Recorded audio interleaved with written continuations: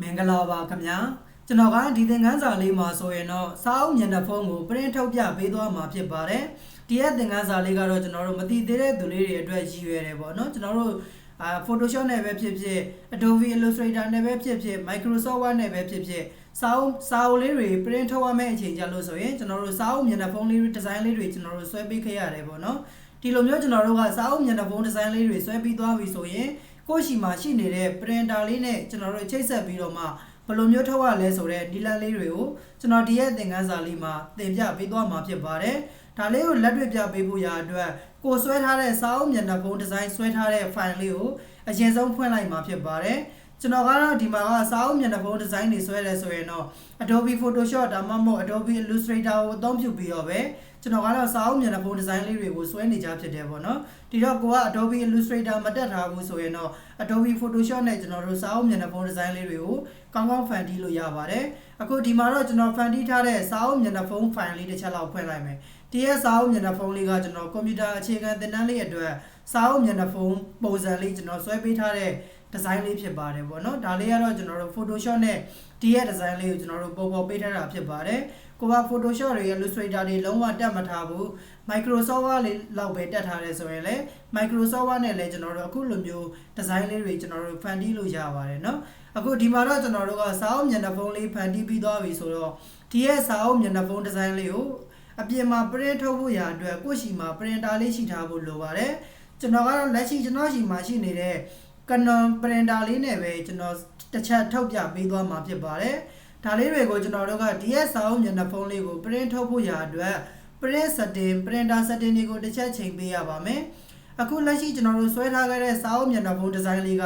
A4 စာရွက်လေးနဲ့ပဲကျွန်တော်တို့ဆွဲပေးထားတာဖြစ်ပါတယ်သူ့ရဲ့စာရွက် site ကိုကျွန်တော်တို့ Photoshop မှာကြည့်ချင်တယ်ဆိုရင်တော့ Control ရယ် Alt ရယ် CL ကိုတစ်ချက်နှိပ်ပြီးတော့မှ Canvas site ဆိုတာလေးကိုဖော်ပြီးတော့ကြည့်လို့ရပါတယ်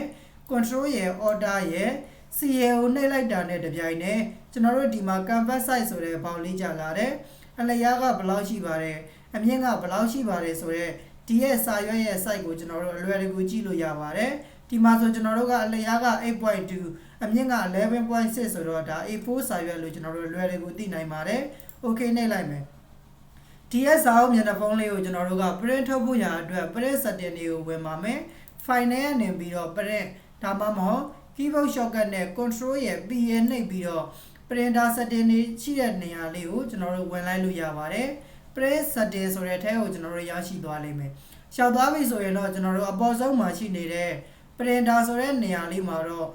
ကိုရှိမှာရှိနေတဲ့ကို print ထုတ်မဲ့ printer လေးကိုရွေးပေးရမှာဖြစ်ပါတယ်ကျွန်တော်ကတော့ဒီမှာကလက်ရှိကျွန်တော်ရှိမှာရှိနေတဲ့ Canon G2010 series printer လေးနဲ့ print ထုတ်မှာဖြစ်တဲ့အတွက်ဒါလေးကိုရွေးပေးထားပါတယ် copy ဆိုတဲ့နေရာမှာတော့ကျွန်တော်တို့ကဒီရဲ့စာအုပ်မျက်နှာဖုံးလေးကိုတစ်ခုပဲထုတ်ချင်တာဖြစ်တဲ့အတွက်တရွယ်ပဲထုတ်ချင်တာဖြစ်တဲ့အတွက်တစ်လို့ရေးထည့်လိုက်ပါတယ်ထည့်ပြီးသွားပြီဆိုရင်တော့ printer setting လေးတွေချိန်ဖို့ရာအတွက် print setting ဆိုတဲ့ထဲကိုဝင်ပေးရပါတယ် print setting ဆိုတဲ့ထဲကိုဝင်ပြီးသွားပြီဆိုရင်တော့ကျွန်တော်တို့ကစာအုပ်မျက်နှာဖုံးတွေကို photo paper နဲ့ပဲ print ထုတ်တာဖြစ်တဲ့အတွက် photo printing ဆိုတာလေးကိုရွေးပေးထားရပါတယ် photo printing ကိုရွေးပြီးသွားပြီဆိုရင်တော့ဒီရဲ့အောက်နားလေးမှာ borderless printing ဆိုတာလေးဖြစ်နေပါတယ်သူ့မှာအမှန်ချစ်လေးဝင်နေတယ်ကျွန်တော်တို့ကဒီကောင်ချစ်လေးကိုအမှန်ချစ်လေးချစ်ပြီးတော့ဒါ print လုပ်လိုက်တယ်ဆိုရင်ထွက်လာတဲ့စာရွက်ကလုံးဝကလနာတွေမှာအနားပြောက်သူကထုတ်ပေးသွားမှာဖြစ်ပါတယ် borderless ရဲ့အဓိပ္ပာယ်ကသူကအနားတွေကိုလုံးဝအနားလေးတွေမှာအဖြူသားလေးတွေမချမ်းမင်းနဲ့ကျွန်တော်တို့ထုတ်ချင်တဲ့အခါမှာ borderless printing ဆိုတာလေးမှာအမှန်ချစ်ထည့်ထားပေးရပါတယ်ကျွန်တော်ကတော့ဒီမှာကစာအုပ်မျက်နှာဖုံးလေးမှာဘေးကလနာလေးတွေမှာအဖြူနားလေးတွေပါပြီးတော့မှထုတ်ချင်တာဖြစ်တဲ့အတွက်ဒီကောင်လေးကိုအမှန်ချစ်လေးဖြုတ်လိုက်ပါမယ်ဖြုတ်ပြီးသွားပြီဆိုရင်တော့ဒီအောက်မှာ media type ဆိုတဲ့နေရာမှာ photo paper နဲ့ပဲ print ထုတ်မှာဖြစ်တဲ့အတွက် photo paper black glossy 2ဆိုတာလေးကိုကျွန်တော်တို့ရွေးပေးထားပါတယ်အောက်မှာ print quantity ဆိုတဲ့နေရာမှာ standard ရဲ့ height ရဲ့ဆိုပြီးနှစ်ခုရှိတယ်ကိုထုတ်လိုက်တဲ့စာအုပ်မျက်နှာဖုံးလေးကိုပို့ပြီးတော့မှ resolution ကောင်းကောင်းနဲ့ထုတ်ချင်တယ်ဆိုရင်တော့ဒီနေရာမှာ height ကိုရွေးပြီးတော့မှထုတ်လို့ရပါတယ်ဒါလေးတွေရွေးပြီးသွားပြီဆိုရင်တော့ဒီဘက်ဘေးလေးမှာကျွန်တော်တို့ printer paper size ဆိုတာလေးရှိပါတယ် printer paper size ဆိုတဲ့နေရာလေးမှာ 4/6 ဖြစ်နေတယ်ကျွန်တော်တို့က A4 နဲ့ပဲ print ထုတ်မှာဖြစ်တဲ့အတွက် photo paper ကို A4 စာရွက် photo paper နဲ့ print ထုတ်မှာဖြစ်တဲ့အတွက် A4 ကိုရွေးလိုက်ပါတယ် ရွေးပြီးသွားပြီဆိုရင်တော့ A4 စာရွက်ကိုအထောင်လိုက်ထုတ်မလားအလဲလိုက်ထုတ်မလားဆိုပြီးတော့ရွေးလို့ရတယ်ကျွန်တော်တို့ကဒီဇိုင်းကအထောင်လိုက်လေးပဲဆွဲထားတာဖြစ်တဲ့အတွက် portrait ကိုပဲရွေးပြီးတော့ okay ဆိုတာလေးကိုကျွန်တော်တို့နှိပ်ပေးရပါမယ် okay နှိပ်ပြီးသွားပြီဆိုရင်တော့ကျွန်တော်တို့ဒီအောက်မှာ print ဆိုတာလေးကိုနှိပ်ပြီးတော့ကိုယ့်ရဲ့ကွန်ပျူတာနဲ့ချိတ်ဆက်ထားတဲ့ printer ကနေပြီးတော့တစ်ဆက်စာရွက်လေးတွေကျွန်တော်တို့စာအုပ်မျက်နှာဖုံးလေးကို print ထွက်လာမှာဖြစ်ပါတယ်အခုဒီမှာတော့ကျွန်တော်က print ဆိုတာကိုမနှိပ်တော့ဘဲနဲ့ကျွန်တော်ဒီရဲ့သင်ခန်းစာလေးကိုပြပေးဖို့ရာအတွက်နမူနာ print ထုတ်ထားတဲ့ video file လေးရိုက်ပေးထားတာရှိပါတယ်ဒါလေးကိုတစ်ချက်ဖွင့်ပြီးတော့ပြပါမယ်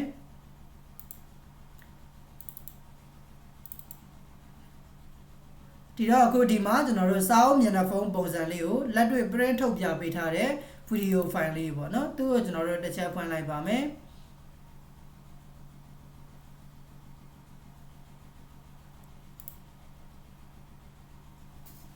ဖွင့်ပြီးသွားပြီဆိုရင်တော့ကျွန်တော်တို့ဒီမှာ file နဲ့ကနေပြီးတော့ print ဆိုတဲ့နေရာလေးကိုဝင်နေအစောနောက်ကကျွန်တော်ပြောပြပေးခဲ့တဲ့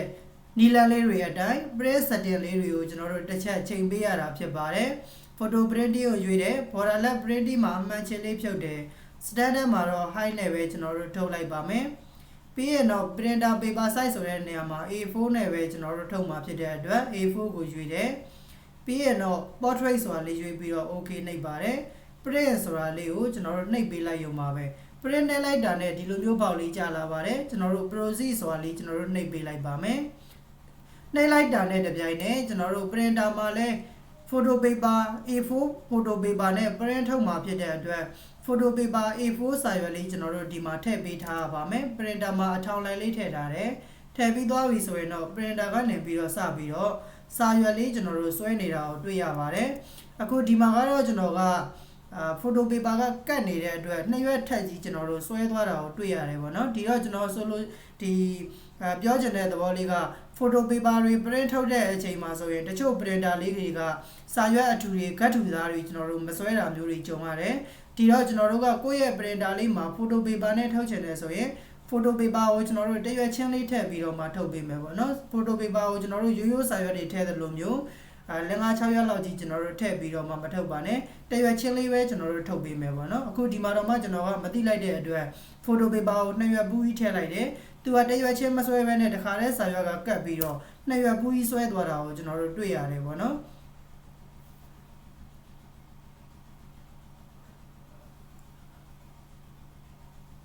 အခုဒီမှာကျွန်တော်တို့စပြီးတော့မှ printer ကဆွဲသွားပါတယ်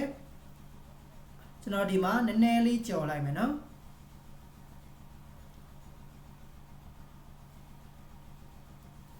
အခုဒီမှာကျွန်တော်တို့စာအုပ်မျက်နှာဖုံးဒီဇိုင်းလေးကျွန်တော်တို့စပြီးတော့ကိုရှိမှာရှိနေတဲ့ printer လေးကနေပြီးတော့ထွက်လာပြီဖြစ်ပါတယ်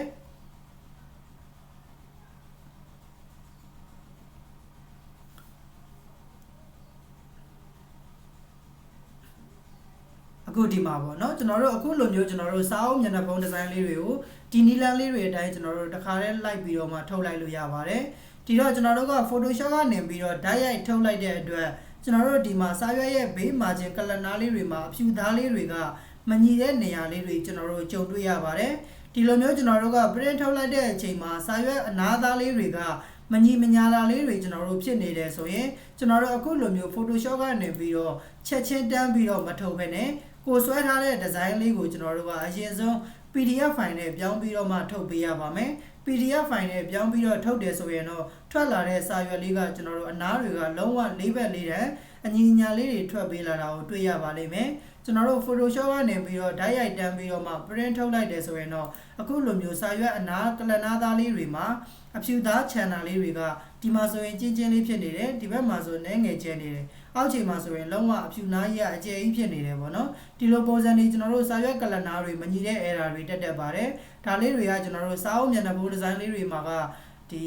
အကျဉ်းမညီလဲဘာမှမဖြစ်ပေမဲ့ကျွန်တော်တို့ certificate design တွေထုတ်တဲ့အခါကွန်ပျူတာမှတ်တမ်းလွှာလို့ပုံစံလေးတွေထုတ်တဲ့အခါမှာဆိုရင်စာရွက်ကလနာလေးတွေကမညီရင်ကျွန်တော်တို့တော်တော်လေးကြည့်ရတာစိုးပါတယ်ဒီလိုအခါမျိုးတွေကျွန်တော်တို့ print ထုတ်တယ်ဆိုရင်တော့ကိုဆွဲထားတဲ့ design လေးတွေကိုအရင်ဆုံး PDF file ပြောင်းပေးဖို့လိုပါတယ် Photoshop မှာ PDF file ပြောင်းချင်တယ်ဆိုရင်လည်းအရင်လွယ်ကူပါတယ်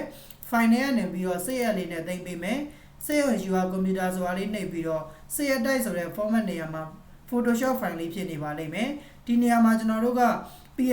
PDF format လေးကိုကျွန်တော်တို့ပြောင်းပေးလိုက်ရုံပါပဲအခုဒီမှာဒီရက်ထဲမှာကျွန်တော်တို့ PDF format လေးကိုကျွန်တော်တို့တစ်ချက်လောက်ပြောင်းပေးလိုက်ရုံပဲပေါ့နော်ဒီမှာ Photoshop PDF ဆိုတာလေးပြောင်းပြီးတော့ save ဆိုတာလေးနှိပ်ပြီးတော့တင်လိုက်မယ်တင်ပြီးသွားပြီဆိုရင်အခုလိုမျိုး PDF file လေးနဲ့သူကတင်ပေးသွားလိမ့်မယ်ဒီလိုမျိုးဖြစ်သွားပြီဆိုမှဒီရဲ့ PDF file လေးကိုဖွင့်ပြီးတော့ print ထုတ်တယ်ဆိုရင်တော့စာရွက်နားသားလေးတွေကအညီညာလေးထွက်လာတာကိုတွေ့ရပါလိမ့်မယ်ဒါကတော့ကျွန်တော်မေးထားတဲ့သင်တန်းသားလေးတစ်ယောက်အတွက်လည်းဖြည့်ချပြီးသားလေးဖြစ်သွားအောင်ကျွန်တော်ဒီရဲ့သင်ခန်းစာလေးကိုအားလုံးလည်းသိချင်နေလောက်မဲ့အတွက်သင်ခန်းစာ tutorial လေးလုပ်ပြီးတော့မျှဝေပေးလိုက်တာဖြစ်ပါတယ်ဒီရဲ့သင်ခန်းစာလေးကလက်တွေ့လုပ်ငန်းခွင်မှာလည်းအရင်အသုံးဝင်မယ်လို့ထင်တယ်ကိုကိုရန်လက်တွေ့လိုက်ပြီးတော့မှလေ့ကျင့်ကြည့်ပေးပါအကယ်၍ကိုကိုရန်လေ့ကျင့်တဲ့အခါမှာမရတဲ့နေရာလေးတွေရှိတယ်ကျွန်တော်သင်ပေးတာနားမလည်လိုက်တဲ့နေရာလေးတွေရှိတယ်ဆိုရင်လည်းကျွန်တော်ပြန်ပြီးတော့မေးမြန်းပေးလို့ရပါတယ်အခုဒါဆိုရင်တော့ကျွန်တော်ဒီသင်ခန်းစာလေးကိုဒီမှာပဲရှင်းနာလိုက်ပါမယ်အားလုံးအဆင်ပြေကြပါစေခင်ဗျာ